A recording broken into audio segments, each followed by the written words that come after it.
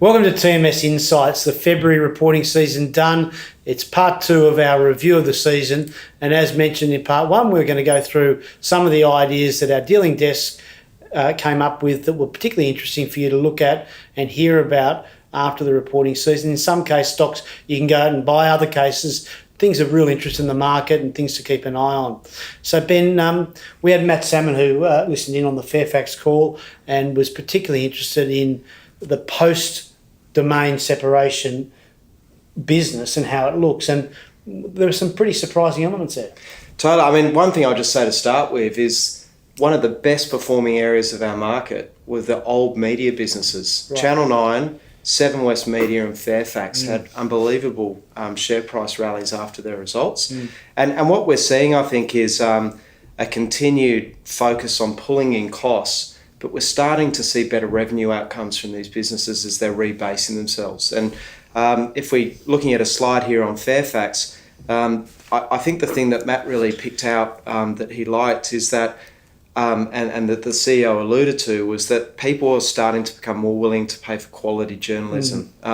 We've been in an age where there's just information on things everywhere, but now people are more willing to pay, $1 per week or whatever it is, to get something from a source that they trust. And so SMH, AFR Online, and the CEO, Matt said, also talked about the Wall Street Journal and the Financial Times. This is a global phenomenon that's starting to happen that Fairfax is taking advantage of. Because the AFR Online's always been a good business, but it's more the SMH and the Age. Yeah. And paid digital subscribers were up 20% since August, which is a very quick turnaround and a sign of things changing very positively there. The other thing too that Matt highlighted was the cost management. Yep. Which is surely a big part of that business, has been for a while, and they've been wrenching down a cost for some time, but it really did show up in these numbers. Yeah, absolutely. It's a different sort of thing to get your head around, because we normally talk about how far revenues rise and costs rising less, and that's a profit gap that opens up.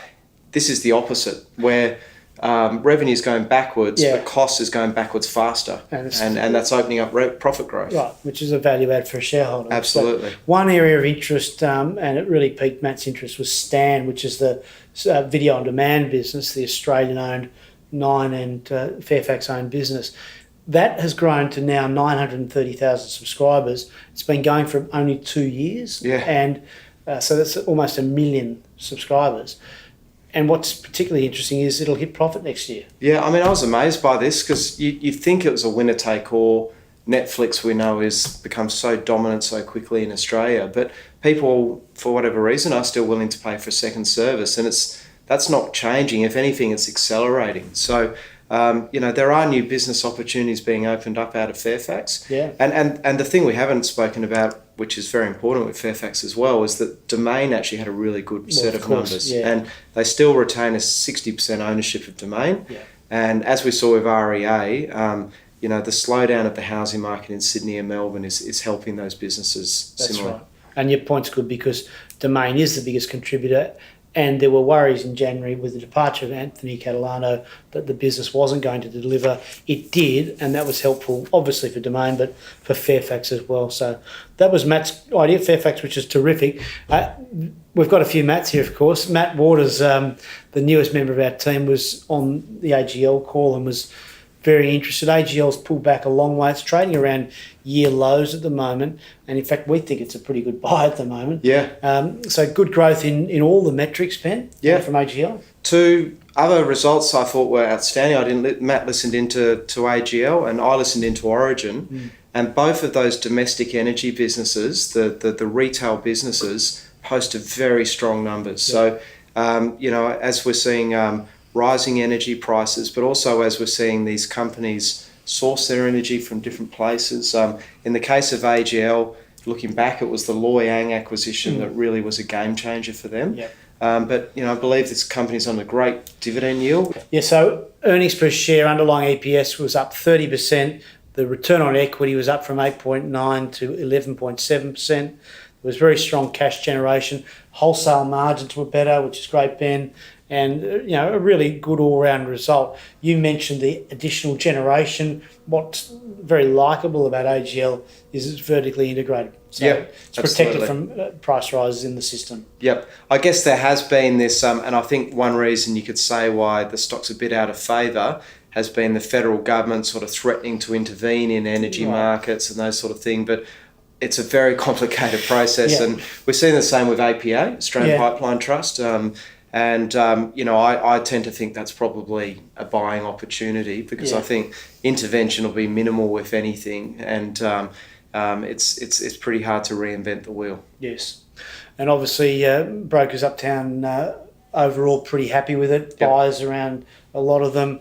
Matt Waters did really like the 6.8% grossed up dividend yield, which is hard to look over, really. Hard to find as well in this market. We're in a business that's growing. That's it. Most companies paying that level of income have flat earnings growth.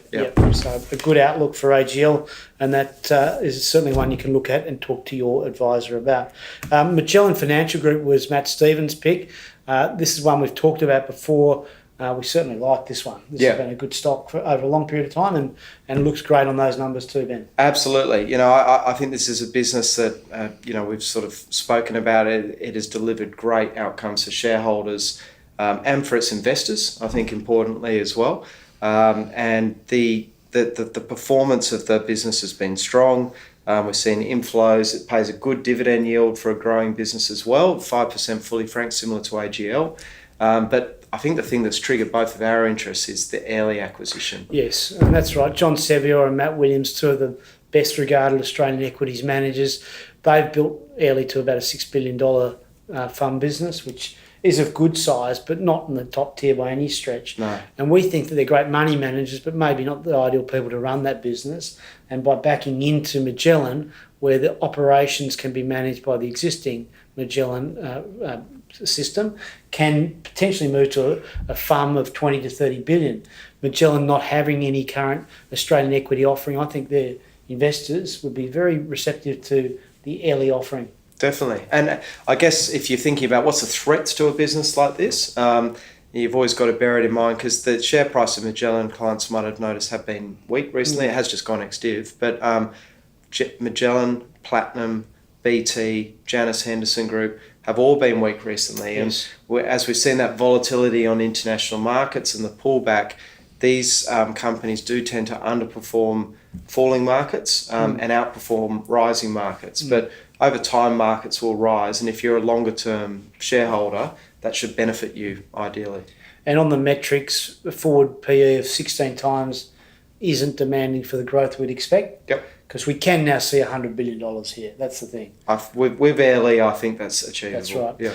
And the yield's really nice as well, 6.5% grossed up, which, again, we mentioned with AGL, high dividends and growing stocks are hard to find. Yep, absolutely. So thanks, Matt Stevens, who kept an eye on that one through reporting season. And Aaron McMurray was busy with a lot of the calls and chose one in the travel sector, Ben. Were you surprised by that? No, well, look, it's an area close to his heart. And corporate travel is a business, actually, that Aaron's been talking about for some time now. And this has been a real success story. It's not so much in the flight centre area, which, another theme of reporting season, travel stocks did incredibly well. They did, didn't they? Yeah, Flight Webjet's Centre, been good. Webjet. Flight Centre record highs, corporate travel record highs. Yep. Graham Turner describing it as the era, the generation of travel. Yeah. And corporate travel in Australia, I think this is the part that's appealing to me. We've said this with some other stocks today. The growth offshore is really impressive. So in Australia, they've got 15% market share in the corporate travel market. They have 1% in the Americas, 1% in Europe, and 1% in Asia. The growth rates that they could achieve just by a couple of percentage basis point moves there could be quite substantial to the bottom line. Absolutely. And a proven management team with a huge amount of skin in the game. They're still very large shareholders in the business. It's one that doesn't get spoken about as much, but a key theme here. So this isn't a mum or a dad booking a flight to London. This is a Woolworths organising their executive team to fly to America to do something, and they want to outsource that. but they also want to find a cheap solution to do that. And so this is where a company like Corporate Travel's really grown into that area, and Flight Centre's now moving into this area as well. But if they can roll out through technology and the solutions that they've developed in Australia into those international markets, there's still a lot of potential upside. And look, it would be fair to say it's trading on a P of 26 times forecast earnings for next year, which suggests the market's awake to its growth. Yep. Doesn't mean you shouldn't buy it.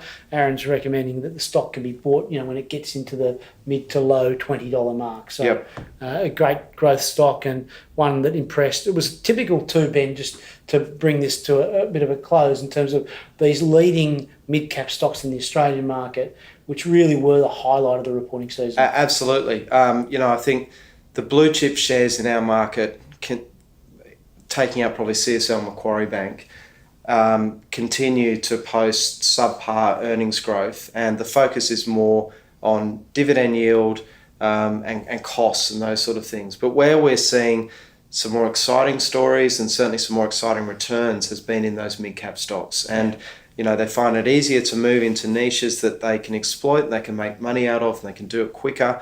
And smaller things can mean more to their bottom lines than the big guys. And that's what, the Telstras, etc. of this world are struggling with, is they know one part of their business is going to die away over time.